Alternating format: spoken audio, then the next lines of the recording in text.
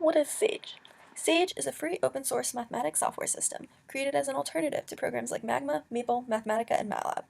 It uses a Python-based language, so if you're familiar with Python, it should be very easy to write code in Sage. If not, don't worry, in this video we'll cover all the basics of Python you need to write your simple code in Sage.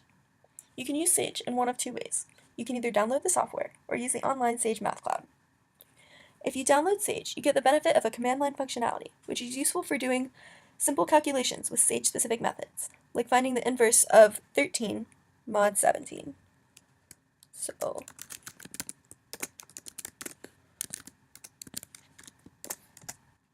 you can also open up the notebook in a browser to write multi-line code.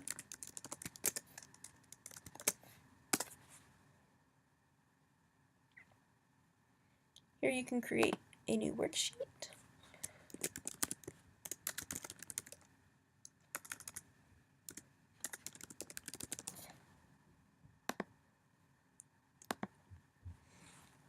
Code is typed into the cells and then evaluated by clicking the Evaluate button under each individual cell.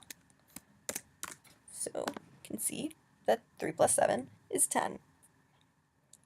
New cells are added whenever you evaluate one cell or by clicking these little plus buttons above and below the worksheets.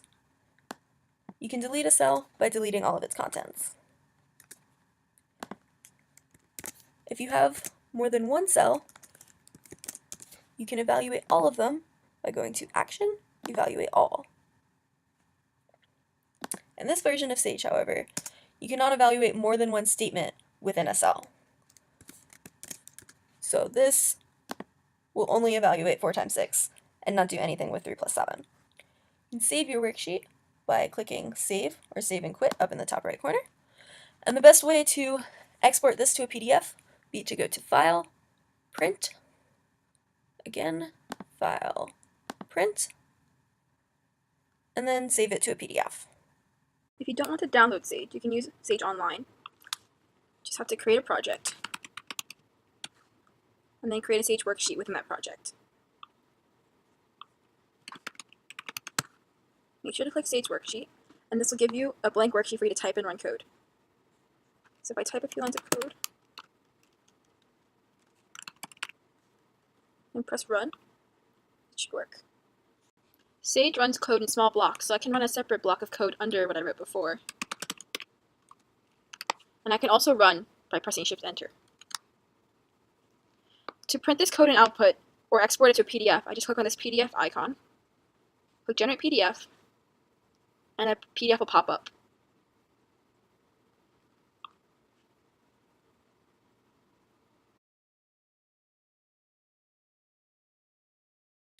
Sage is a Python-based language, so we're going to start out by quickly covering the basics of programming in Python for those of you who have never coded before or are unfamiliar with Python. As you're writing your code, you can make comments to help you or a reader better understand what is happening. These comments are denoted by pound signs, and anything after a pound sign will not be evaluated by the computer. First, we should talk about data types. The 5 main data types that you'll need to program in Sage are integers, floats, strings, booleans, and lists. Integers and floats are numbers. An integer is what you would expect it to be, and a float is any number with a decimal point in it. So 5 would be an integer, while 5.0 would be a float. A string is a series of characters. We denote strings by surrounding them with either double or single quotations.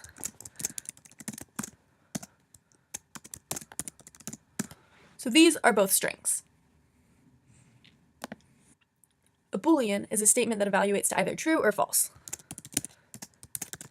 These are spelled with capital letters. A list, as you'd expect, is a list of items, though they don't necessarily have to be of the same data type.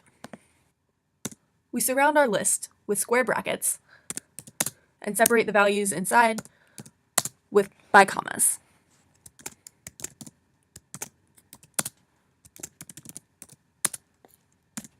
You can put any of these data types that we've talked about inside your list, including another list. We can perform all our normal math operations on both integers and floats, so addition, subtraction, multiplication, and division. We can also denote exponents with ***, which is the Python notation. So 3***4 is 3 to the 4th, or 3-4, which is not accepted in Python but is accepted by Sage. Some other operations that we can use in Python are // for floor division and %sign for modulo. We can also perform addition on strings. That works as you'd expect. We can add 2 strings together to get one longer string. Now, let's talk about variables. Variables are essentially the nouns of programming. A variable is a name that refers to a value or an object so that we can use that value or object later. For some very basic examples, you can have the variable alist refer to, say, a list of integers. Or you can have the variable meaning of life refer to the integer 42. Variable y can refer to the Boolean true. It's important to note that when naming variables, capitalization does make a difference. So meaning of life with a capital O and a capital L would be different from meaning of life in all lowercase. Once we create these variables, we can use them as we would use those specific data types. So just like we can divide 42 by 3, get 14, we can also divide meaning of life by 3 for the same result. While variables are the nouns of programming, functions are the verbs. A function is an action that can be performed. So a function is an action that can be performed. For example, if you have a block of code that performs an action that you know you're going to want to do over and over again, you can write a function to give that block of code a name. And then every time you want to do that thing, you can call the function instead of rewriting the exact same block of code. Some simple Python functions you will probably find useful are print, .append, and len. Print simply displays a string. So we can say print, input our string, enter, and it will print our string.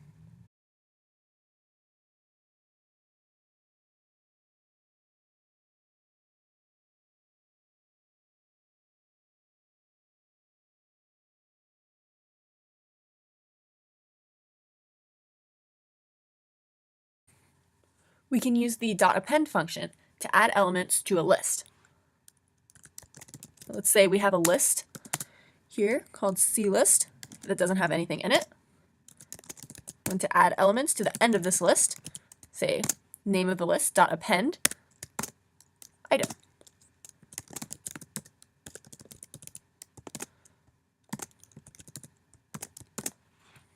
And let's print our list so we can see what is in it. Now our list contains 1 and math. Finally, we can use the length function, which looks like this, to evaluate the length of a string. I'm putting the string between the parentheses. Hello has 5 characters, so the length is 5. If we want to find the length of a large integer, can also do that. But the length function only finds the length of strings. So first, we would have to convert to cast this integer to a string by simply saying str and then surrounding the number by parentheses. Now we can see that this integer is 20 characters long. With programming, we don't always just want to run through every line of code one by one, so we use what we call control structures to dictate what code we want to run and how many times. Before we start using control structures, we'll need to understand conditional statements, or Boolean statements. These are just expressions that evaluate either true or false. For example, 5 is greater than 4 would return true, while 6 is less than or equal to 2 would return false.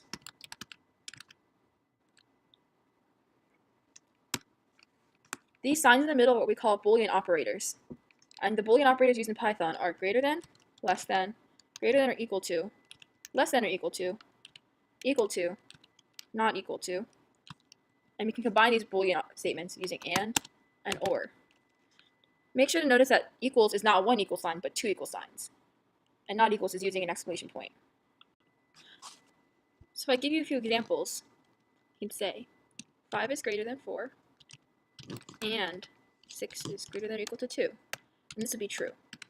I could also say 5 is greater than 4, or 6 is less than or equal to 2. And this would also be true. These just follow simple logic. Now let's move on to the most basic control structure. This is an if statement. An if statement follows the format if, conditional statement, colon, and then some block of code. If this conditional statement within the parentheses is true, then this code will run. If it's false, it'll just skip this block of code and move on. You can also add on an else statement, which runs if the condition was false, and you can also have elif statements or else if statements that add on to other conditions. Let's look at an example. In this example, x starts as 4, and we check to see if x is less than 2, which is false, so we move on to x. Check this conditional statement where x is less than 6, and that's true, so we run this line of code, x equals x plus 2, so 4 becomes 6, and this should print 6. Beyond if statements, we also have loops, which allow you to run the same block of code multiple times. There's the while loop, which has this format.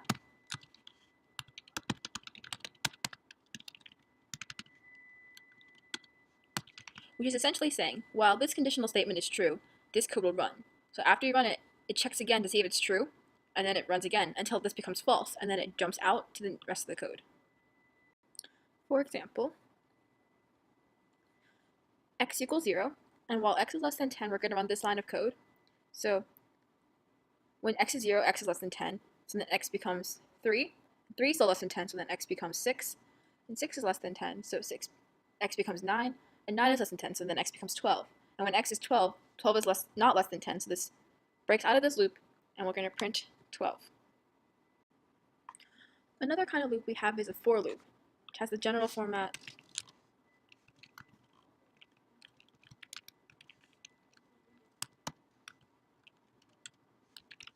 for loops are used to loop a block of code a certain number of times instead of basing it on a condition.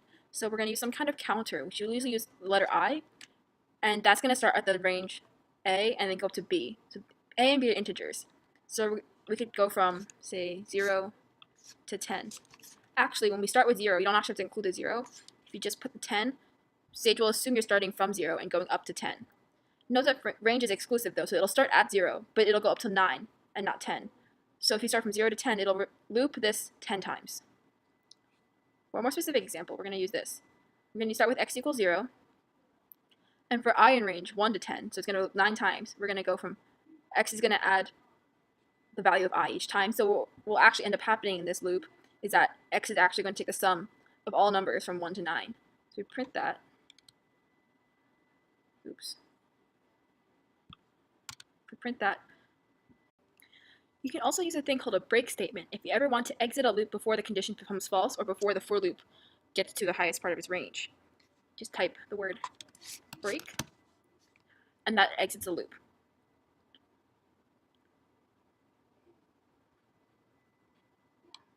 Now we're going to go over how to write your own functions.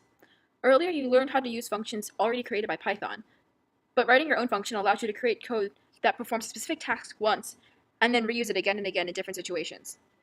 Here's an example of a function that sums two numbers.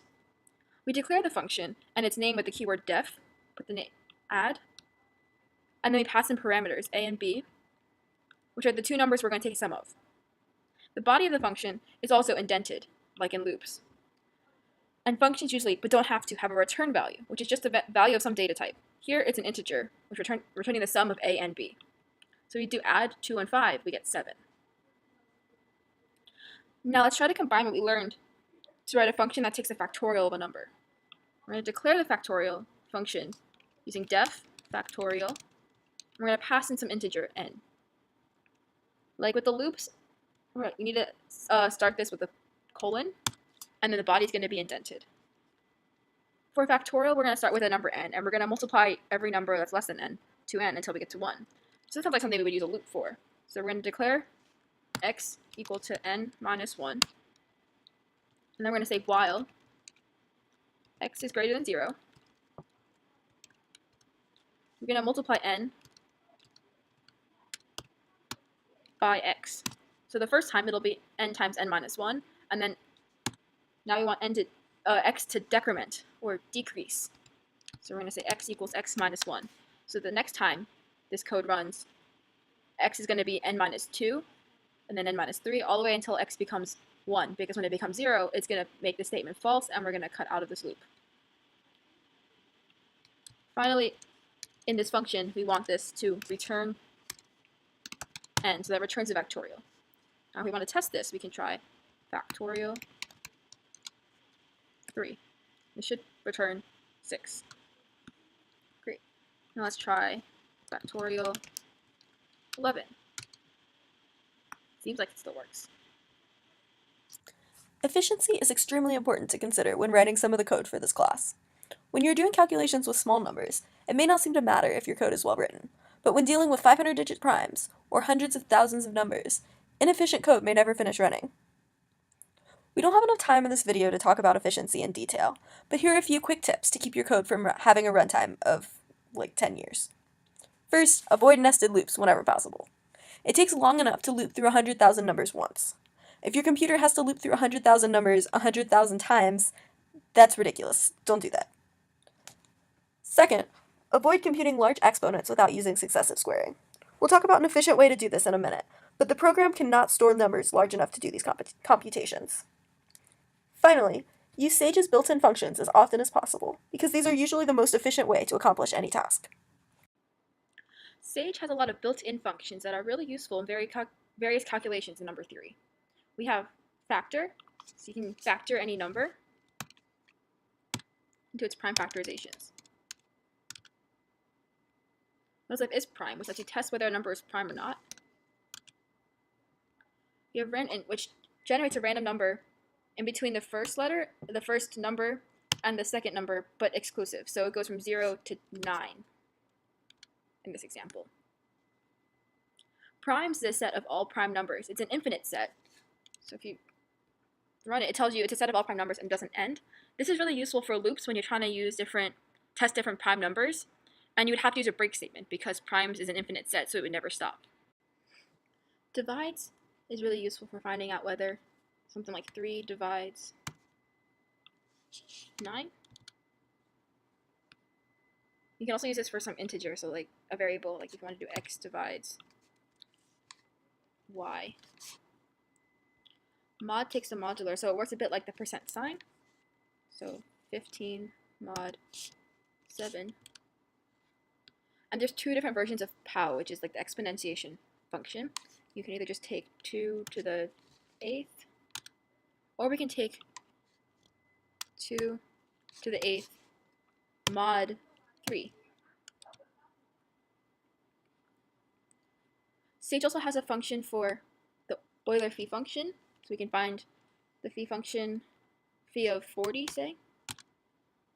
And we can also take the GCD of two numbers, say 135 and 60. XGCD will give you the extended GCD algorithm. It'll give you the Diophantine equation actually for the two numbers.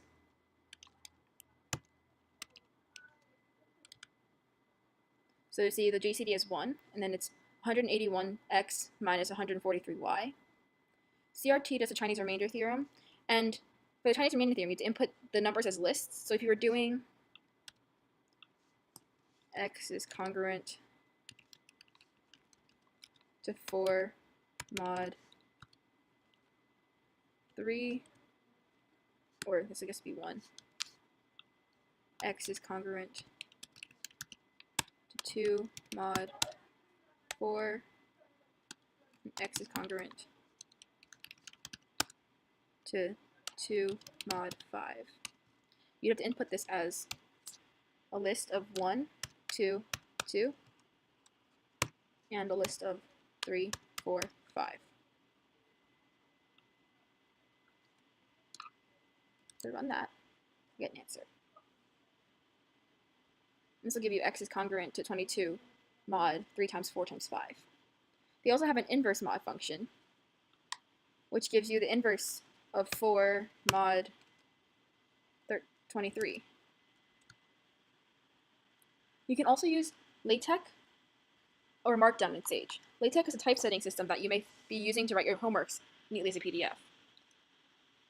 Just type %md at the beginning of each line and type in your LaTeX code as you normally would, then run it.